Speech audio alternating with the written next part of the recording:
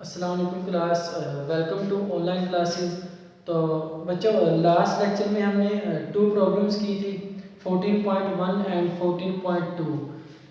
14.1 में हमने सिंपली क्या किया था कि हमें करंट की वैल्यू दी हुई है, ठीक है, और हमें टाइम दिया हुआ है। तो इलेक्ट्रिक करंट के फार्मूले से हमने क्या फाइंड कर लिया था, चार्ज फाइंड कर लिया था। तो जो इलेक्ट्रिक करंट का फार्मूला होता है वो क्या होता है, I is equal to Q by T. ठीक है, हमने क्या फाइंड करना था, क्यू फाइंड करना था। तो टी को हमने आई के साथ मल्टीप्लाई करा दिया था और क्यू की हमने सिंपली वैल्यूज फाइंड कर दी थी। ठीक है, और उससे पहले हमने काम किया था कि 3 मिली एम्पेयर को हमने एम्पेयर में चेंज किया था। ठीक है, मींस 3 को हमने 1000 के साथ डिवाइड कर दिया था। तो उसके बाद हमने 14.2 में क्या किया था, हमें एक रेजिस्टेंस दी हुई थी फॉर ड्राई स्किन। ठीक है, और हमें एक बैटरी दी हुई है 12 वोल्ट की। तो according to Ohm's law V is equal to I R, ये वाला फार्मूला यूज करते हुए हमने पहले करंट फाइंड किया था फॉर ड्राई स्किन के लिए। ठीक है, फिर उसने कहा था कि सेम बैटरी के लिए आप करंट फाइंड करें जब स्किन क्या होगी, वेट होगी। ठीक है, तो हमने जो ड्राई स्किन के लिए करंट फाइंड किया था उसको हमने I1 बोल दिया था, और जो वेट स्किन थी उसके करंट के लिए हमने जो नोटेशन यूज़ की थी वो I2 यूज़ की थी। ठीक है, तो जो वेट स्किन है उसके लिए भी बैटरी 12 वोल्ट की है, लेकिन रेजिस्टेंस की वैल्यू चेंज है। ठीक है, ड्राई स्किन की रेजिस्टेंस को हम R1 क्या दिया था, और जो वेट स्किन थी उसकी जो रेजिस्टेंस थी उसको हमने R2 बोल दिया था। ठीक है बच्चों, और जो आज हमने प्रॉब्लम करनी है वह 14.3, प्रॉब्लम नंबर 14.3। ठीक है, तो सबसे पहले हम इसका गिवन डाटा लिखेंगे, बल्कि इसकी स्टेटमेंट एक दफ़ा रीड कर लेते हैं। 14.3 में वो कहता है कि the resistance of a conductor wire is 10 mega ohm. ठीक है, M for mega, mega ohm उसकी रेजिस्टेंस है। If a potential difference of 100 volt is applied across its ends, then find the value of current passing through it in milliamperes।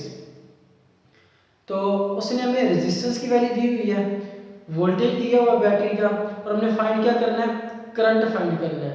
तो ये तीनों चीज़ें किस में होती हैं, ओम्स लॉ में तीनों चीज़ें होती हैं, V भी होता है, I भी होता है, और रेजिस्टेंस भी होती है, यानी R की भी वैल्यू होती है। तो सबसे पहले हम क्या लिखेंगे, गिवन डाटा लिखेंगे।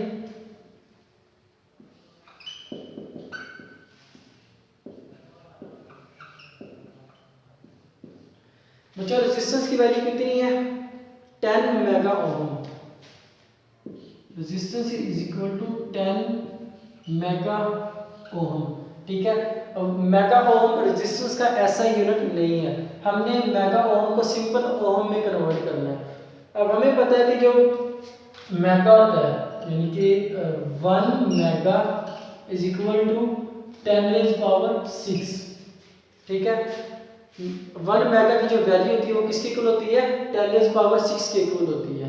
ठीक है बच्चों, तो मेगा की जगह पे हम क्या लिख देंगे, 10⁻⁶। इसको हम ऐसे यूनिट में कन्वर्ट करने लगे हैं, R is equal to 10 multiply by 10⁻⁶। ठीक है, मेगा की जगह पे क्या लिख दिया, 10⁻⁶ ओम, ओम को हमने ऐसे लिख दिया। ठीक है, तो अब जो रेजिस्टेंस है ये ऐसा यूनिट में कन्वर्ट हो चुकी है। आगे वो कहते हैं कि if a potential difference of 100 volts is applied across its ends.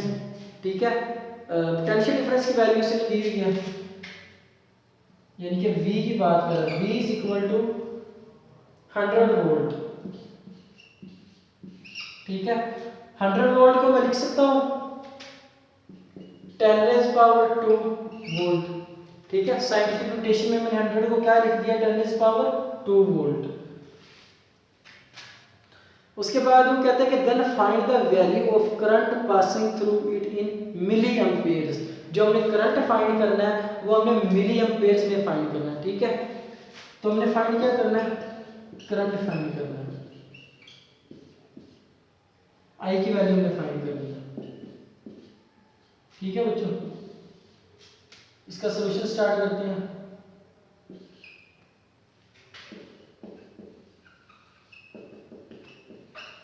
According to Ohm's law हमें पता है कि जो V वो किसके इक्वल होता है, V is equal to I R. ठीक है, हमने क्या फाइंड करना है, करंट फाइंड करना है। यहाँ पे लिखा हुआ हमने क्या फाइंड करना है, करंट की वैल्यू फाइंड करनी है।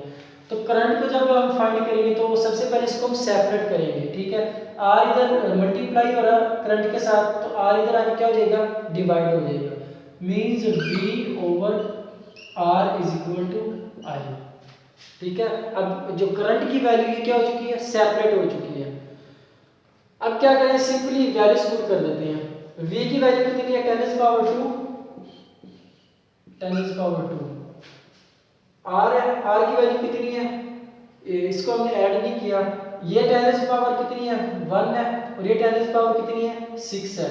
बेस सेम है तो पावर क्या हो जाएगी, ऐड हो जाएगी। मीन इसको मैं लिख सकता हूँ 10 पावर 7 ओम। ठीक है बच्चों, बेस सेम है तो पावर क्या होगी, ऐड। ये भी 10 है, ये भी 10 है, बेस सेम है, पावर इनकी क्या हो जाएगी, ऐड हो जाएगी। इनके 1 + 6 = 7। तो 10 पावर 7 ओम ये किसकी वैल्यू है, रेजिस्टेंस की वैल्यू है। ठीक है, तो V ओवर R है, V की वैल्यू कितनी है, 10 पावर 2, और R की वैल्यू कितनी है, 10 पावर 7। ये हमने लिख दी इज इक्वल टू आई। ठीक है बच्चों, अब देखिए 7 ओवर में वैल्यू 10 पावर 7, अगर मैं इसको ऊपर लेके जाऊंगा तो इसकी पावर क्या हो जाएगी, माइनस हो जाएगी। Means 10 power 2 multiply bye 10 power -7। ठीक है, इज इक्वल टू आई। अब देखिए फिर बेस सेम है, इनकी ये भी 10 है, ये भी 10 है, बेस सेम है तो पावर क्या हो जाएगी, ऐड हो जाएगी। तो 10 पावर 2 - 7 इज इक्वल टू आई। तो 2 में से 7 को माइनस करेंगे तो आंसर कितना आएगा, -5। 10 power -5 is equal to I. ठीक है बच्चों, अब ये जो करंट आया, चलो मैं इसको ऊपर लिख देता हूँ। आई की वैल्यू क्या है, 10 पावर -5। 7 में से 2 को माइनस करेंगे तो कितना आंसर आएगा, -5। तो I is equal to 10 power -5, और इसका ऐसा यूनिट क्या होता है करंट का, एम्पीयर। ठीक है, लेकिन जो बुक में आंसर है वो कहते हैं कि आपने जो करंट फाइंड करना है वो मिली एम्पियर्स में करंट फाइंड करना है। ठीक है, तो ये हमारे पास किसमें करंट आया, एम्पियर्स में आया। अब हम इसको कन्वर्ट करेंगे मिली एम्पियर्स में। अब हमें पता है कि जो 1 मिली होता है ये किसके इक्वल होता है, 10 पावर -3 की। ठीक है बच्चों, तो हमने यहाँ से 10 की पावर -3 बनाना है। तो 10 पावर -5 इसको मैं लिख सकता हूँ 10 power -2 multiply bye 10 power -3 ampere. ठीक है, इसको मैंने एक्सपेंड करके लिख दिया 10 पावर -5 को। देखिए ये 10 पावर -2 है, ये 10 पावर -3 है। इन दोनों को जब मैं जमा करूंगा तो 10 पावर -5 बनेगा ना, मींस ये वाली वैल्यू इस वैल्यू के इक्वल ही है। मैंने कोई चेंजिंग नहीं की इसमें, सिर्फ 5 को क्या कर दिया, दो पार्ट्स में डिवाइड कर दिया, -2 और -3 में। इन दोनों को जब मल्टीप्लाई करेंगे तो 10 पावर -5 ही आएगा। ठीक है, तो हमें पता जो मिली होता है, मिली यहाँ पे मैं लिख देता हूँ कि 1 जो मिली होता है वो इक्वल होता है 10 पावर -3 के। ठीक है, तो देखिए ये क्या 10 पावर -2 मल्टीप्लाई बाय, बल्कि इसको मल्टीप्लाई नहीं में लिखता। अब देखिए 10 पावर -3 किसके इक्वल होता है, मिली के। तो 10 पावर -3 के जगह मैं क्या लिख देता हूँ, मिली, और साथ यानी क्या, एम्पेयर। तो ये क्या आ गया, मिली एम्पेयर। ठीक है बच्चों, अब ये करंट की वैल्यू किस में आ गई है, मिली एम्पेयर में, यानी कि 10 पावर -2 मिली एम्पेयर। इसको हम बुक के साथ मैच करते हैं। बुक पे जो आंसर लिखा हुआ वो है 0.01 मिली एम्पेयर। अब 10 पावर -2 को मैं लिख सकता हूँ 0.01। अब देखिए पॉइंट लेफ्ट साइड पे है ना, जो सिग्निफिकेंट फिगर के लेफ्ट साइड पे है। अब कितने डिजिट के बाद जो पॉइंट है वो है 1 और 2, 1 2 डिजिट्स के बाद पॉइंट लगा हुआ है, मींस ये किसके इक्वल है, 10 पावर -2 के। तो 10 पावर -2 को मैं 0.01 भी लिख सकता हूँ। आगे क्या है, मिली एम्पेयर। मिली एम्पेयर। तो ये हमारा बुक वाला आंसर आ गया कि current is equal to 0.01 milliampere. इतना करंट गुजरेगा जब किसी कंडक्टर की रेजिस्टेंस कितनी होगी 10 मेगा ओम और उसका जो पोटेंशियल डिफरेंस है वो कितना होगा 100 वोल्ट। तब जो उसमें से वायर में से करंट गुजरेगा वो कितना होगा 0.01 मिली एम्पेयर। ठीक है बच्चों, ये हमारा फाइनल आंसर है। बहुत सिंपल है, ठीक है। यहाँ से आप इसको याद रखना है कि हमने इसको एम्पेयर को मिली एम्पेयर में कैसे कन्वर्ट किया है कि 10⁻⁻5 को हमने दो पार्ट्स में लिख दिया, 10⁻⁻2 मल्टीप्लाई बाय 10⁻⁻3। अभी जो 10⁻⁻3 है इसको मैं लिख सकता हूँ मिली, ठीक है, क्योंकि जो 1 मिली है वो किसकी इक्वल होता है 10⁻⁻3 की। तो 10⁻⁻2 ऐसे लिख लिया हमने और 10⁻⁻3 की जगह पे क्या लिख दिया मिली लिख दिया, और एम्पेयर ऊपर से ही आ रहा था वो हमने साथ इसके ऐसे ही लिख दिया। फिर हमने 10⁻⁻2 जो हमने साइंटिफिक नोटेशन में लिखा था उसको भी हमने क्या कर दिया सिंपल फॉर्म में लिख दिया कि 10⁻⁻2 को हम लिख सकते हैं 0.01 आगे मिली एम्पेयर। ठीक है, सो हम नेक्स्ट मूव करते हैं 14.4 पे।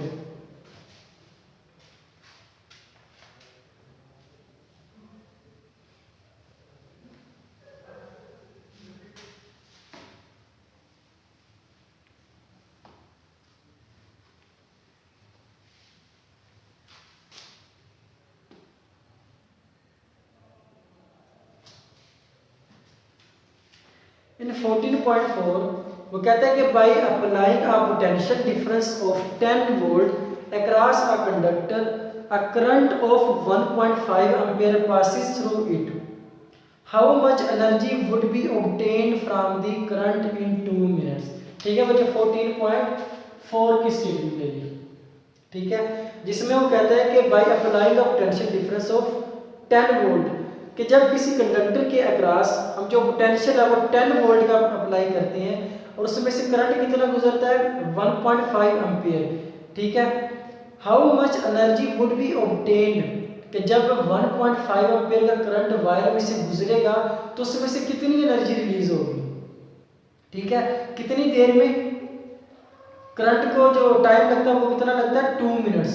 ठीक है, कि 2 मिनट में जब किसी वायर में से करंट गुजरता है तो उसमें से जो हमें एनर्जी मिलती है वो कितनी है, वो एनर्जी हमने फाइंड करनी है।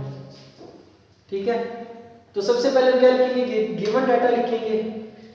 तो गिवन डाटा में उसने हमें किसकी वैल्यू दी हुई है पोटेंशियल डिफरेंस की वैल्यू दी हुई है हमें। तो सबसे पहले V की वैल्यू वो कितनी है 10 वोल्ट। ठीक है, 10 वोल्ट पोटेंशियल है उसका across a conductor a current of 1.5 ampere.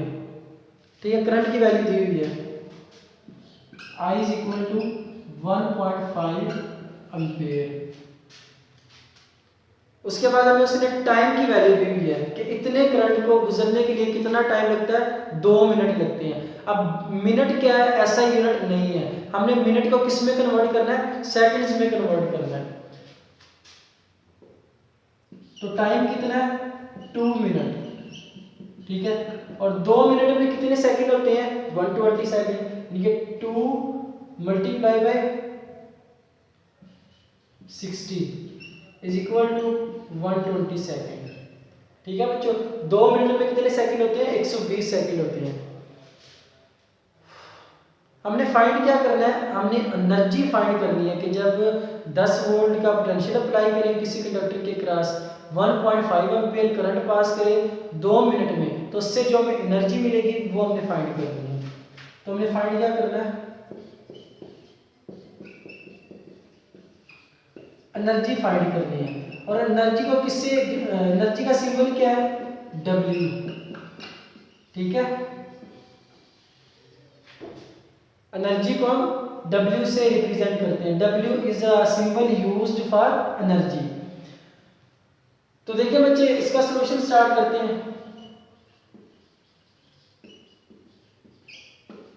हमें पता है कि जो पावर होती है, ठीक है, वो किसके इक्वल होती है P is equal to VI।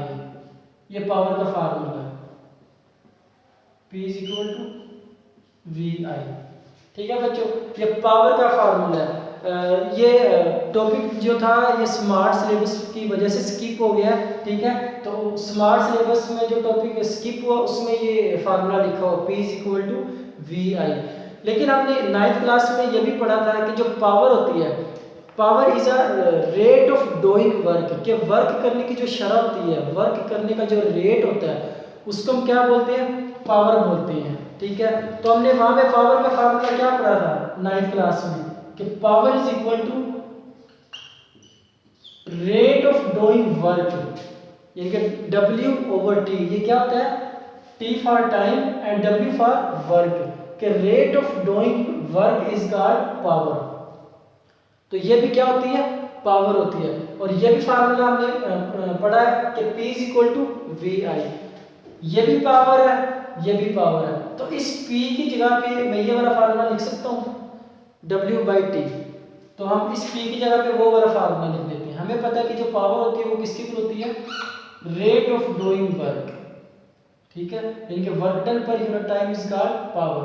और इसको हम लिख सकते हैं VI, इसी तरह हमें लिख दिया, ठीक है। सिर्फ P की ये वाली वैल्यू पुट की है हमने, work divided by time. VI को हमने इसी तरह लिख लिया। हमने क्या फाइंड करना है, ये वाला W फाइंड करना है, यानी कि एनर्जी फाइंड करनी है।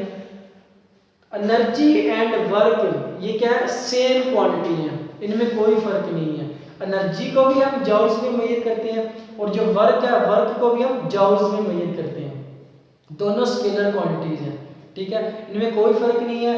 वर्क, इसको एनर्जी को हम वर्क कह लें तब भी कोई मसला नहीं है, वर्क को हम एनर्जी कह लें तब भी कोई मसला नहीं है, ठीक है, एक ही बात है। तो T इधर डिवाइड हो रहा है, इधर आके मल्टीप्लाई हो जाएगा, means W is equal to VI multiply by T, ठीक है बच्चों। सो यहाँ पे हम वैल्यूज पुट करते हैं। W is equal to V की वैल्यू कितनी है 10, V की हमने वैल्यू पुट कर दी 10। करंट की वैल्यू कितनी है 1.5, तो करंट की हमने यहाँ पे वैल्यू पुट कर दी 1.5। आगे किसकी वैल्यू है, टाइम की, टाइम कितना है 120, तो तीनों की हमने वैल्यूज पुट कर दी। V की वैल्यू पुट कर दी, I की वैल्यू पुट कर दी है, T की वैल्यू पुट कर दी है, ठीक है। 10 को 1.5 से मल्टीप्लाई करेंगे कितना आएगा, आई थिंक 15 आंसर आएगा। और 15 को फिर हम मल्टीप्लाई किससे करेंगे 120 के साथ। 15 को 120 के साथ मल्टीप्लाई करेंगे तो फाइनल आंसर क्या आएगा हमारे पास 1800 जॉल। 1800 जॉल। जॉल इज अ ऐसा यूनिट ऑफ एनर्जी। तो बच्चों इतनी एनर्जी हमें ऑब्टेन होगी कंडक्टर से जब हम उसको 10 वोल्ट का पोटेंशियल अप्लाई करें, ठीक है, उसमें से करंट कितना पास करें 1.5 एम्पीयर, कितनी देर में 2 मिनट्स में। तो उससे जो हमें एनर्जी मिलेगी वो कितनी होगी 1800 जॉल, ठीक है बच्चों। तो बस आज हमें 2 ही प्रॉब्लम करनी थी, इससे आगे हमने 3 प्रॉब्लम और करनी है, वो इंशाल्लाह हम नेक्स्ट लेक्चर में लिखेंगे, ठीक है बच्चों। अल्लाह हाफिज़।